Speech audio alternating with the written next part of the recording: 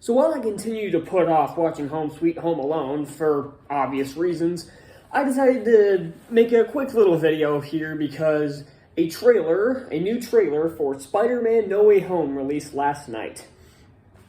And I got some things to say about it. If you watch reactions online for pretty much any trailer, you'll get the people that go ape shit about it. They jump around like actual monkeys because I don't know. But someone like me, I don't do that. I watch the trailer. Most of the time I just sit there just watching it like any other video or anything like that. So that's why I don't do reaction videos, because mine would just be incredibly boring because I'm not an idiot. So I'm just going to talk about it quick because, like I said, I got some things to say. Now, I have issues with the first two Spider-Man films. They are not among my favorite of the MCU films, and Far From Home is probably my least favorite of the entire bunch. Why? Because they're not Spider-Man films. They're Iron Man films that star Spider-Man. All the villain motivations are centered around Iron Man. Spider-Man's constantly talking about Iron Man. There's like nothing connecting him to the original lore outside of his powers. So they're just not Spider-Man films. Especially with all the characters who have been completely botched in every film. From MJ, who's been botched in more ways than one, to Aunt May, who's just a vehicle for jokes about how she's hot. That's not Aunt May. And the only entertaining character in Far From Home was Happy Hogan. What? But this one promises to be extremely different. Why? Because I guess the writers ran out of ideas. That's all I can think of as why this plot is the way it is. They ran out of ideas after two. So Homecoming was okay. As a Marvel movie, it's really good. As a Spider-Man film, it's kind of mediocre. Because, again, it's not centered around Spider-Man. It's centered around Iron Man. Spider-Man just happens to be the main character. Far From Home is even worse because pretty much every thing that connects it to the lore is wrong. The characters, the villains, all of it. So this film and No Way Home promises to bring in the multiverse. Well, Doctor Strange introduced the multiverse, and technically What If was our introduction to the rest of the multiverse, but as far as the films go, this is our first introduction to the rest of the multiverse. And I saw everything, and I saw the first trailer where the villains are coming back. You got Alfred Molina's Doc Ock, you got Willem Dafoe's Green Goblin, you got Jamie Foxx's Electro, and now we have Thomas Hayden Church's Sandman and Rhys Ifans' Lizard. You can tell they're doing a Sinister Six thing here, and I guarantee number 6 will probably be Venom. Or Mysterio. I don't know. I am shocked that Venom wasn't in this trailer. Because pretty much everybody saw Venom out there in Carnage. That film is making a ridiculous amount of money. It's the second highest grossing film of the year domestically, just behind Shang-Chi.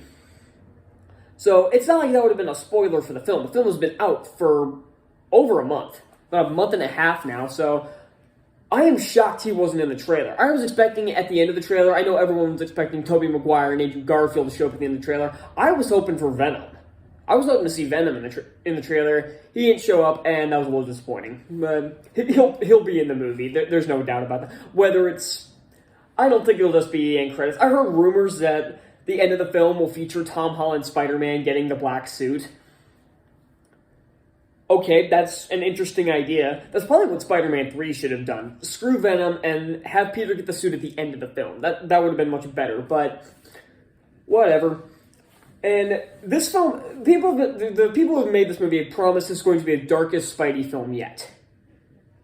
You don't have much competition. The Raimi films are campy, cheesy.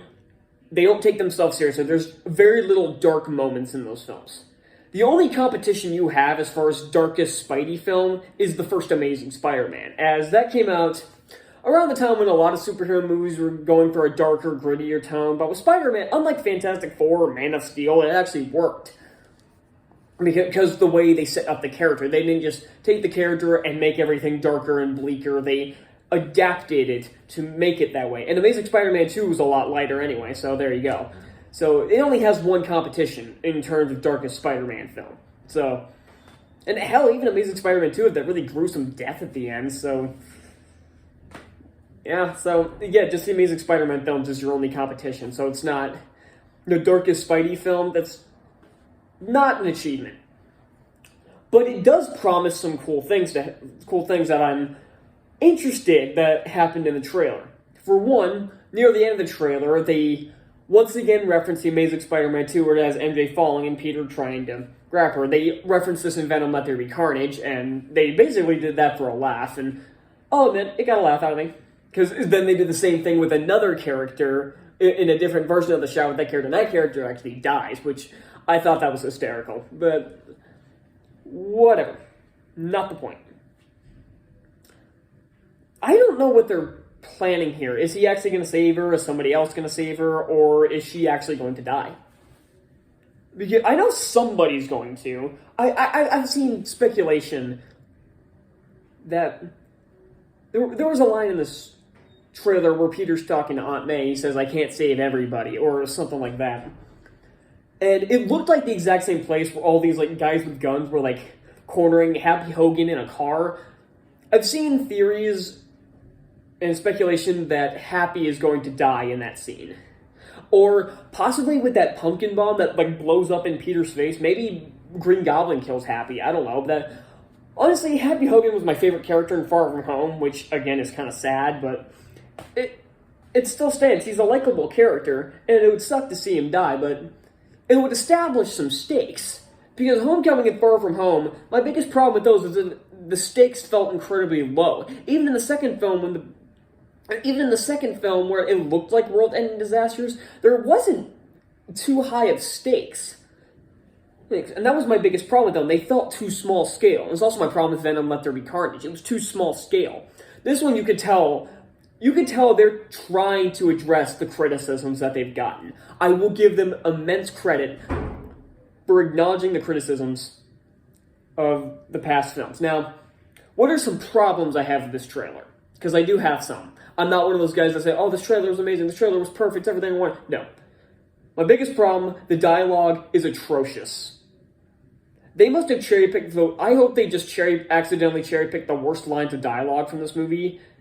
None of the jokes landed. Like, one of the jokes of them making fun of Octavius' name. Ha ha, funny. Doctor Strange making a Scooby-Doo reference.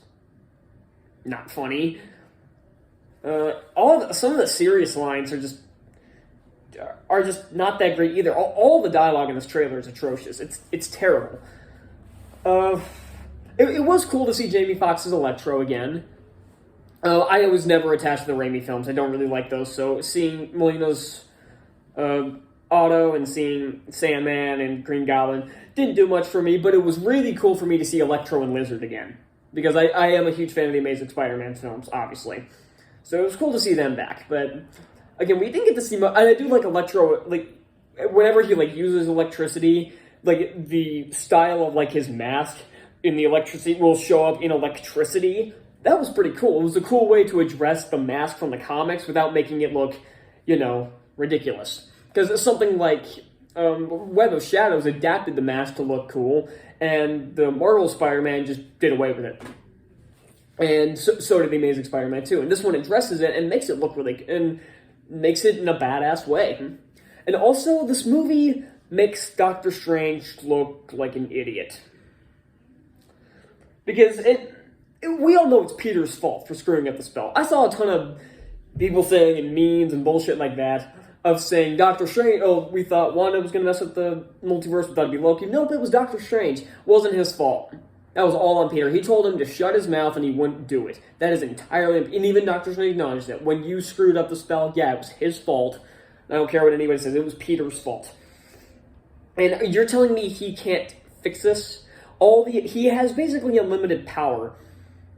He can't fix one screw up of a spell? Seriously? And how does this one spell, trying to make people forget something, how does that transition to accidentally screwing it up to opening a ton of breaches in the multiverse? How does that work? I don't understand that in the slightest, but... So, I know as the character, oh yeah, the plot. Where is it? Where is it? It's like this entire film is pure...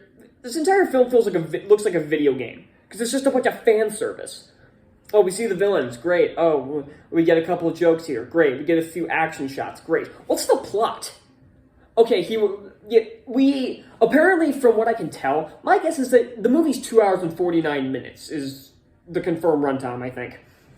So, my speculation is that he'll go to Doctor Strange, and his dealing with the identity crisis will be thrown out the window within the first half hour.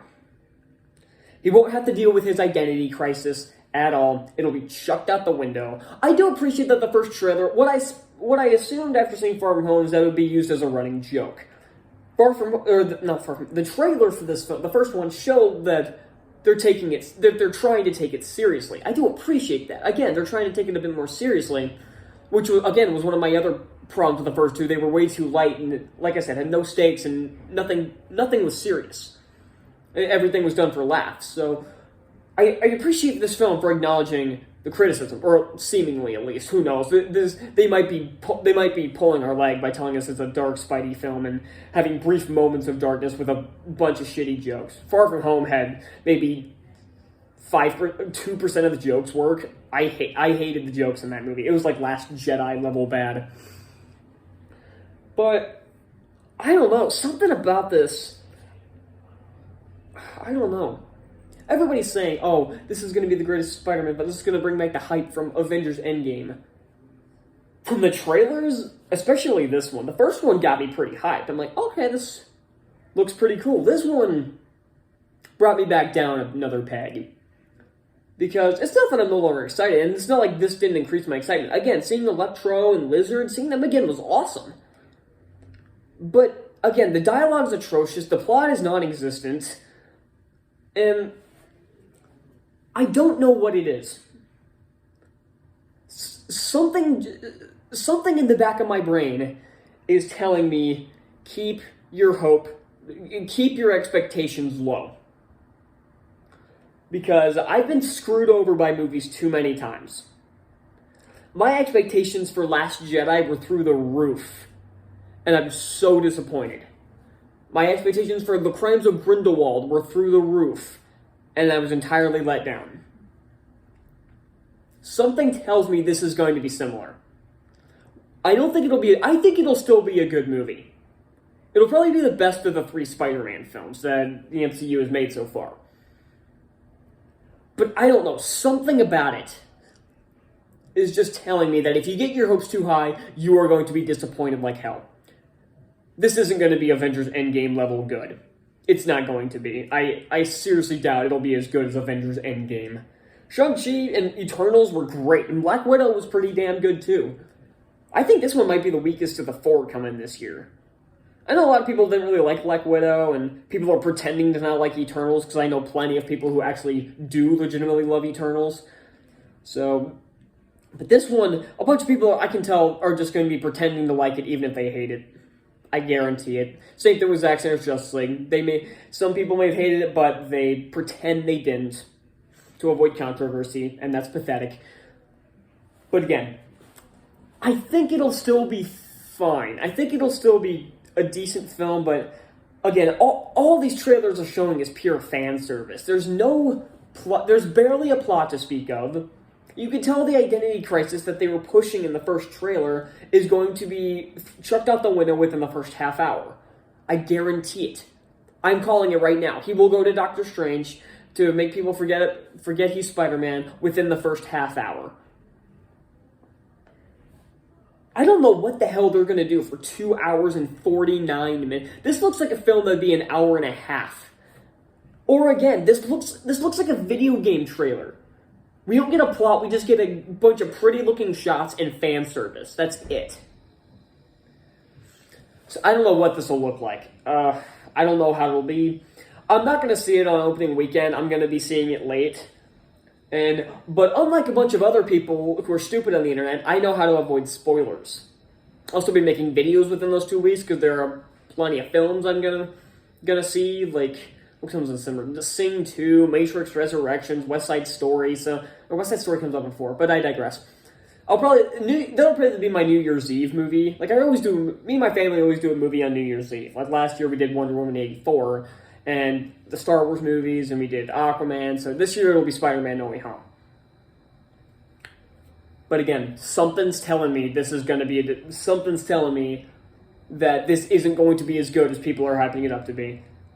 It's going to be, if I get my expectations too high, it's going to be a letdown, I guarantee it. So, yeah, that's all I got for Spider-Man No Way Home. And now I have to go sack up and watch Home Sweet Home Alone. I guarantee you that movie's going to make me want to kill myself.